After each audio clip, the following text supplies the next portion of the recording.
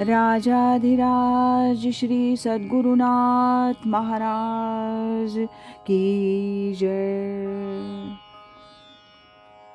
तीर्थस्वरूप परमपूज्य श्री रामराय गोविंद केळकर तथा श्री दासराम महाराज यांच्या वचनांवर आधारित श्री दादांचेच अंतरंग सत्शिष्य ना गोखले यांनी लिहिलेल्या नित्य नवा दिस जागृतीचा या ग्रंथातील आज ऐकूया 3 ऑगस्ट या दिवशीचं चिंतन। आपला परमार्थ हा गुप्तच हवा। बऱ्याच लोकांना आपण देवदेव करतो हे लोकांना समजावं, त्यांनी बघावं अशी खूप इच्छा असते। लोकेशणा हा त्यातला मुख्य हेतू असतो, पण त्यामुळे आपल्या मूळ परमार्थाच्या उद्दिष्टाला बाधा येते हे त्यांच्या लक्षात येत नाही। भजनाचा मोठा थाट उडवून दिला असं लोकांनी म्हटलं की त्यांना धन्यता वाटते, पण भजनात ईश्वराकडे लक्ष न लागता ताल, नाद, गायकी आणि आवाज यातच जर हरवून जायला होत असेल तर त्याचा उपयोग काय? वर्म चुकले प्राणी या दासबोधातील वचनाप्रमाणे अवस्था होते।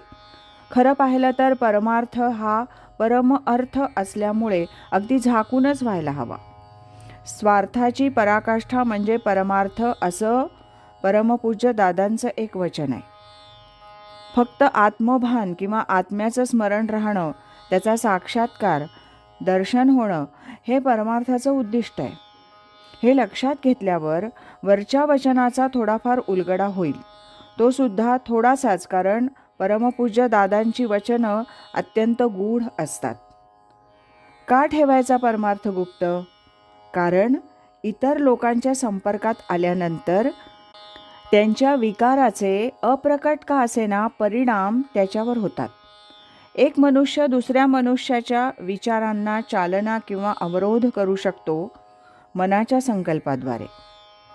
हे आता तथाकथित विज्ञानाच्या सहाय्यानं सिद्ध झालेलं आहे।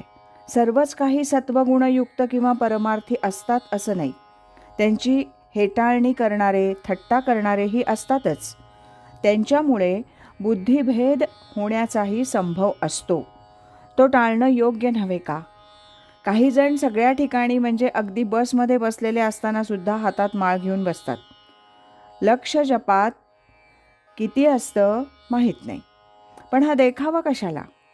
संकल्पात राम विकल्पात राम मनोमाळा उत्तम जाणावीही, हे परमपूज्य मामांचं रामपाठातील सूत्र लक्षात घेतलं तर बाहेरची माळा प्रदर्शन करणं टळेल। हातात गोमुखी घालून जप करणारे सुद्धा असतात, पण त्यामुळे प्रदर्शन होतंच की। मी ज्ञानेश्वरी वाचतो किंवा ऐकायला जातो, दररोज 5,000 तरी जप करतो, हे सर्व लोकांना सांगण्याची काय गरज आहे? तुझी उपासना फक्त तुला आणि देवाला माहीत असू दे अशा अर्थाचं बायबलमध्ये सुद्धा वचन आहे। म्हणून नामाच्या अंतर्यामी अनुसंधान गुरुकृपेनं साधणं हाच खरा परमार्थ, तो लोकांना दाखवण्याची गरजच काय? राजाधिराज श्री सद्गुरुनाथ महाराज की जय।